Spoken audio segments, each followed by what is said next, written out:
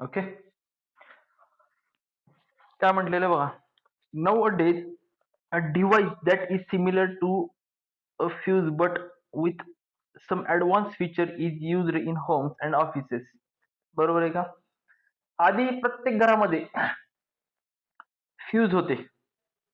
हा, पण आता ती एमसीबी दिसतंय का? एमसीबी तिथं बघा वरी, एमसीबी दिसतात का? हा, हा, ती एमसीबी. ते ते एक्स्ट्राचा सप्लाय आला की खाली पडतं ते. हा, जुन्या काळातले. आता हे जे आहे ते थोडंसं अपडेटेड आहे. आलं का लक्षात? तर ही एमसी जी आहे, एमसीबी जे आहे ते ड्रिप होत असतं, खाली पडतं जास्त सप्लाय आल्यानंतर. आलं का लक्षात? पूर्ण एमसीबी नाही, ते ड्रिप होते असं. ते वर बटन वर जे असते ना त्याच खाली पडते. हा, आलं का लक्षात? It is called as MCB or miniature circuit breaker. याला काय म्हणतो आपण? एमसीबी किंवा miniature circuit breaker. It is a switch which automatically stop the current in the circuit if it exceeds the specified maximum limit. It is called as MCB or miniature circuit breaker. It is a switch which automatically stop the current in a circuit if exceeds the specified maximum limit. Specified maximum limit जे आहे ते ज्यावेळेस extra होतं, आलं का लक्षात? ज्यावेळेस ते लिमिट एक्स्ट्रा होतं करंटचं, त्यावेळेस ते काय करतं माहिती का? त्यावेळेस मी आधी पण तेच सांगत होतो की एक्स्ट्राचा सप्लाय आल्यानंतर एक्सेस करंट जो असतो, हा, तो एक्सेस करंट इथं आल्यानंतर स्टॉप होतो फ्यूज मध्ये. आता इथे एमसीबी मध्ये पण तेच तर होते. बरोबर आहे का? एक्स्ट्राचा सप्लाय ज्यावेळेस येतो त्यावेळेस ते एमसीबी जे ते डायरेक्ट ड्रिप होतं. आलं का लक्षात? Exceed the specified maximum. MCB can be reset to the MCB can be reset to the on position after repairing the faulty wiring. बरोबर आहे का? आता जे आहे ते एमसीबी ऑन कंडिशनला आहे, जे वर असतं ते आपण ऑन करत असतो. ज्यावेळेस सगळं वायर वगैरे जे आहेत ते ओके असतं त्यावेळेस ते ऑन करत असतो आपण. पण ज्यावेळेस एक्स्ट्राचा करंट सप्लाय तिथे जातो ना त्यावेळेस ते एमसीबी जे आहे ते ड्रिप होत असतं. आलं का लक्षात? ड्रिप होतं म्हणजे ते ऑटोमॅटिकली एक्सेस करंट गेला की ते एमसीबी खाली पडतं. किंवा फ्यूज असेल तर फ्यूज मधले वायर जे असतं, जे थिन वायर असतं ते हे होतं, ब्रेक होतं. आलं का लक्षात? The MCB can B reset to on position after repairing the faulty wiring. Unlike an ordinary fuse, there is no need to replace the MCB. तिथं unlike an ordinary fuse, there is no need to replace the MCB. Ordinary fuse जे असेल त्यास replace करण्याची गरज नसते. अलग लक्षात? ते काय असतं माहिती का? त्याच्यामध्ये जी वायर दोन्ही साईडनं गुंड म्हणजे लावलेलं असतं ना, ती वायर हे होतं, फक्त वायर मधलं ब्रेक होतं, डिस्कनेक्ट होतं. ते पुन्हा छोटं वायर घ्यायचं, थिन वायर, आणि त्याच्यामध्ये लावून टाकलं आणखी तेच फ्यूज बसून टाकायचं, एवढंच. आता आता हे जे आहे ते थोडंसं ऍडव्हान्स झाले, पण आता त्याच्यापेक्षा ऍडव्हान्स हे ड्रिप आले, एमसीबी आले. अलग लक्षात? हा, the MCB can be reset on position. Okay, unlike an ordinary fuse, there is no need to replace the MCB. This is an advantage of an MCB over fuse. आता हे जे आहे advantage आहे. हा, this is an advantage over fuse. Okay, user friendly आहे. कसं? मला एक गोष्ट सांगा, हे जुने फ्यूज जे आहे, जुन्या फ्यूजला आपण वायर लावतो, तार लावतो, बरोबर आहे? ती तार जी आहे ती ज्यावेळेस डिस्कनेक्ट होतं, फ्यूज मध्ये एक्सेस करंट येतो त्यावेळेस ती तार डिस्कनेक्ट होते मधली, आणि डिस्कनेक्ट झालेली तार जी आहे ती आपल्याला डबल टाकावं लागतं फ्यूज काढून. याच्यामध्ये तसं नाही ना, एक्सेस सप्लाय झाला की ते ड्रिप, ते बटन बरोबर ड्रिप होतं एमसीबीचा, आणि नंतर ज्यावेळेस सप्लाय ओके केला, हा, ओके केला त्याच्यानंतर ते ड्रिप वर जरी केलं तरी ओके होऊन जातं. अलग लक्षात? म्हणजे ह्याच्यामध्ये थोडस युजर फ्रेंडली आहे, जास्त टेन्शनचं काम नाही, 2 मिनिटांमध्ये होऊन जातं. लक्षात आलं का? हा, लक्षात आलं? Okay. Fuse used in electric appliances protect them from damage. आता बघा काय म्हटलेलं आहे बघा, fuses used in electric appliances. Electric appliances मध्ये जे फ्यूज आपण यूज करतो, protect them from the damage to excess the flow of current. ते सगळ्या घरामध्ये जेवढे डिव्हाइसेस असतात त्याला एक्सेस करंट पासून प्रोटेक्ट करतं. हा, this fuses are known as cartridge fuses. आता त्या फ्यूजला आपण काय म्हणतो? Cartridge fuses. लक्षात आलं का? हं? हं? Cartridge fuses. तर कार्ट्रेज फ्यूज हा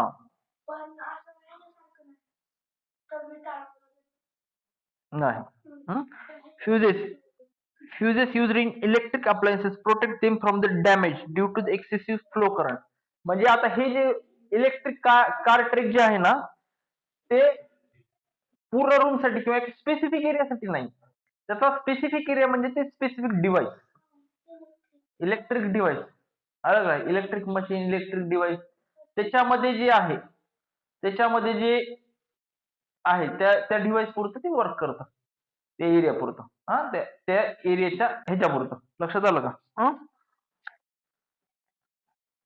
okay. A cartridge a cartridge fuse comprises of glass tube and thin fuse wire with ends attached to the metal caps. काय म्हटलेलं आहे बघा. Cartridge fuse comprises of a glass tube. huh? Cartridge fuse comprises of a glass tube and thin fuse wire with ends attached to the metal caps. Okay. It is आता हे म्हणजे metal cap वगैरे असतात त्याला cartridge फ्यूजला. Okay. It is fix inside the electrical appliances.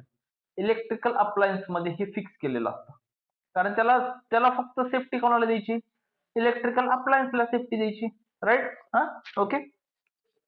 If a large amount of current passes through the electrical appliance, हा, जर large amount of current जर इलेक्ट्रिकल अप्लायन्स मधून जर पास केला, it fuse wire it fuse wire blows up and cuts the power supply of the appliance, thus protecting it from electrical damage.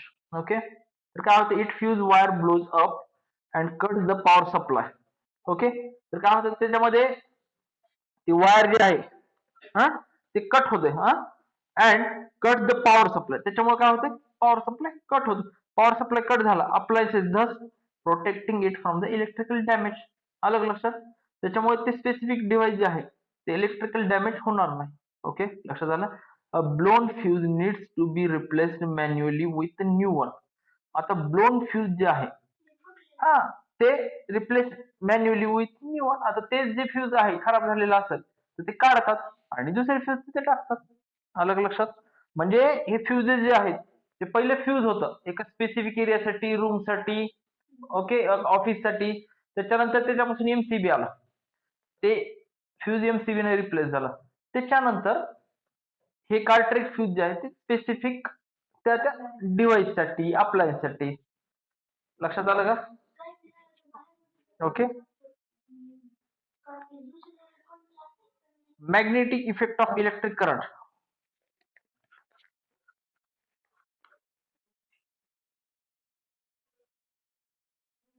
हाँ बोलो, क्या problem? बंद करो, माइक बंद करो, माइक बंद करो. आवाज येत नाही, वेगळाच आवाज येतोय. माइक बंद कर. हा, काय प्रॉब्लेम आहे? नंतर विचारा, नंतर विचारा. ऐका. ओके. नंतर विचारा, आवाज व्यवस्थित येत नाही. Okay. Magnetic effect of electric current. आता magnetic effect of electric current काय आणि कसं आहे बघा.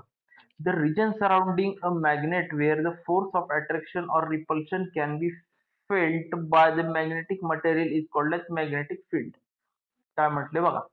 The region surrounding a magnet, region surrounding a magnet where the force of attraction or repulsion can be felt by magnetic material is called as magnetic field. इथं जे आहे हा मॅग्नेटचा जो रिजन आहे, the region surrounding a magnet. आता मॅग्नेटच्या सराउंडिंगचा जो रिजन आहे where the force of attraction or repulsion can be felt or feel by the magnetic material. Magnetic material तुम्ही बघा, कधी मॅग्नेट जे आहे तुम्ही जर असं कधी कुठून फिरवलं ना तर तुमच्या लक्षात येते की बरोबर ते काय करतं माहिती का? आजूबाजूचे मॅग्नेटिक मटेरियल जे आहे ते बरोबर खेचून घेतं. बरोबर आहे का? मग आता ह्या गोष्टी कशामुळे होतात की त्याच्या मॅग्नेटिक फील्ड असते. समजा हे मॅग्नेट आहे, मॅग्नेटचे काही डिस्टन्स पर्यंत मॅग्नेटिक फील्ड असते. Okay. Wien electric current is pass magnetic field असते त्याला काय आपण म्हणतो, त्या मॅग्नेटची मॅग्नेटिक फील्ड म्हणतो. आलं लक्षात, तो जेवढा एरिया असतो specific. When electric current is passed through any material, electric current is passed through any material or object that is a good conductor. Okay, that is a good conductor. Magnetic field is generated around. A magnetic field is generated around the material or object. Magnetic field काय होते? Is generated around the material or object when electric current is passed through any material. आता ज्यावेळेस electric current जे आहे तर एखाद्या material मधून ज्यावेळेस पास होतो और object that is a good conductor, that is a good conductor. मला एक गोष्ट सांगा, तुम्ही जर बघितलं असेल कधी जे मटेरियल एकदम गुड कंडक्टर ऑफ इलेक्ट्रिसिटी आहे, हा, त्याच्यातून किती हाय लेवलचा करंट पास होते कधी बरोबर आहे का.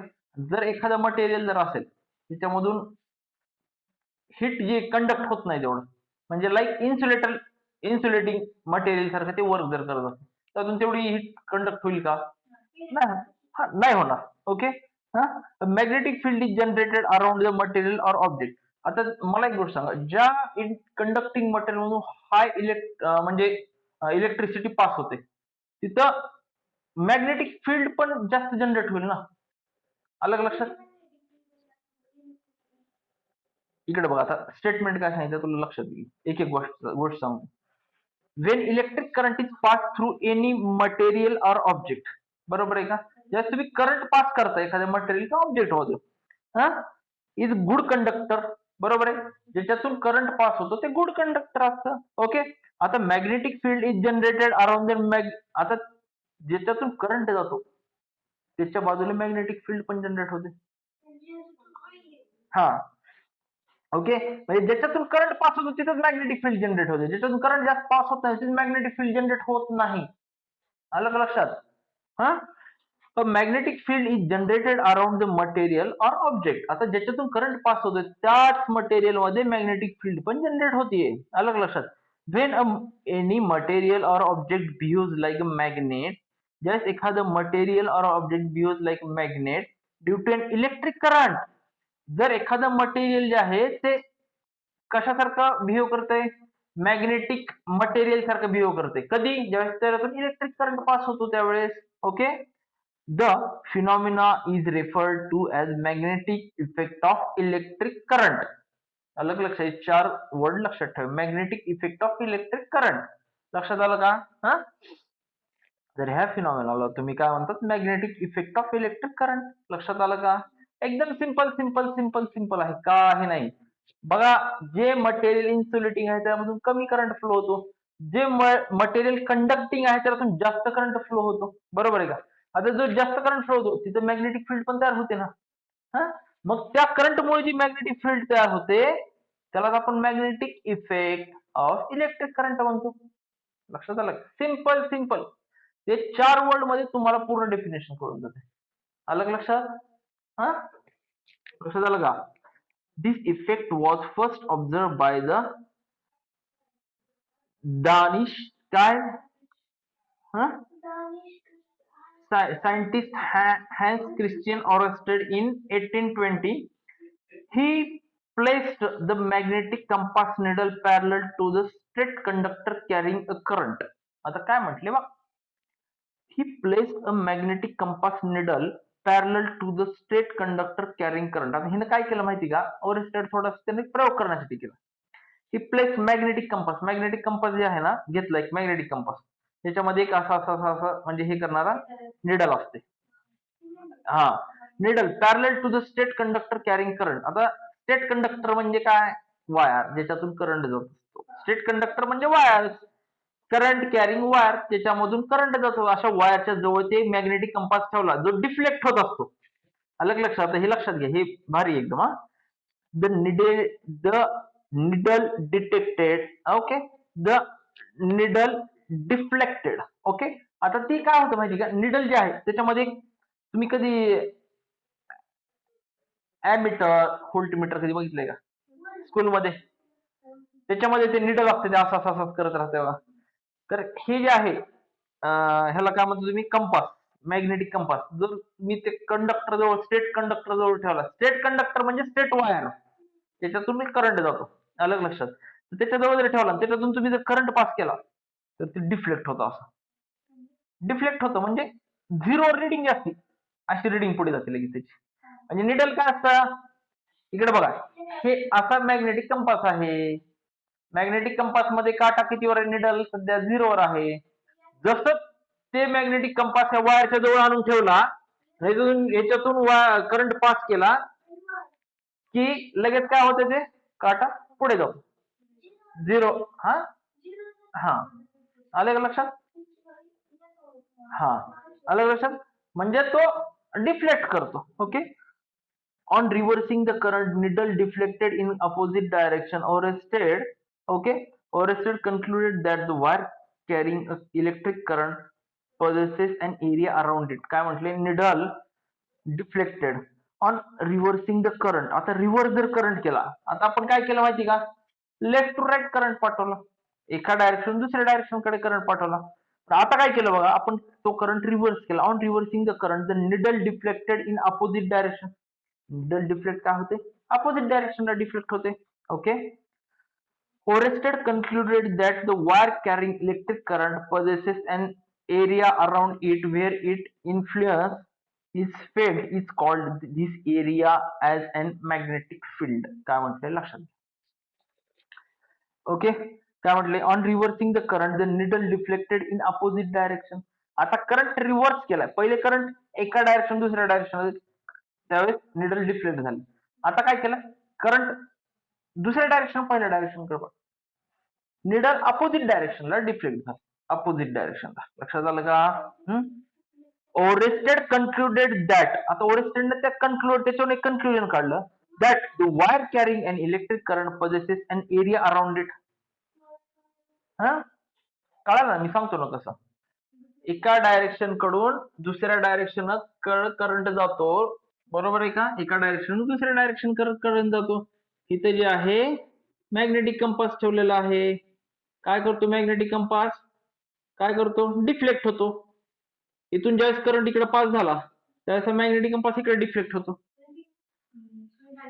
हा सुई हलते, फक्त ते स्पेसिफिक रेडिंग नाही देणार तुम्हाला, पण हलणार सुई.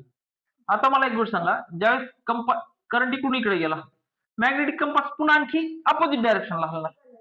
अलग लक्षात, अलग लक्षात. ज्यावेळेस करंट इकडून इकडे जातो, हे मॅग्नेटिक कंपास उचलला इथे ठेवला, पण करंटची डायरेक्शन चेंज झाली, मॅग्नेटिक निडल जे आहे ते आणखी हलणार. लक्षात आलं का? लक्षात आलं. ओके. हा okay. Electric position area around it where it influence is felt. Okay. तर त्याचा इन्फ्लुएन्स जे काय आहे, आता तुम्हाला इथं तुमचं त्याचं इन्फ्लुएन्स जे काय आहे ते फील झालं किंवा ठीक आहे, चला डायरेक्शन चेंज केली की ते अपोजिट डायरेक्शनला त्याचं निडल हलतंय, बरोबर आहे का? हा हा he called this area as a magnetic field. आता त्यात ते कशामुळे होते, कशामुळे होते रितेश, कशामुळे होते, रॉंग, कशामुळे होते, मॅग्नेटिक फील्ड कशामुळे होते, लक्षात नाही ना तुझं, कुठलं स्टेटमेंट चालू आहे ते सांग, सांग वाचून दाखव.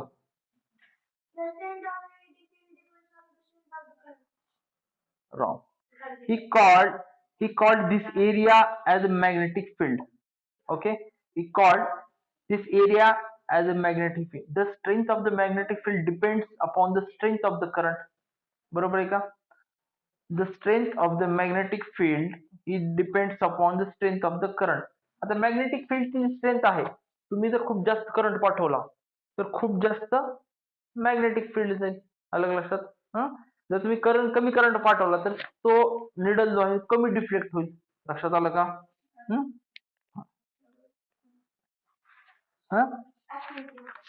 ओके.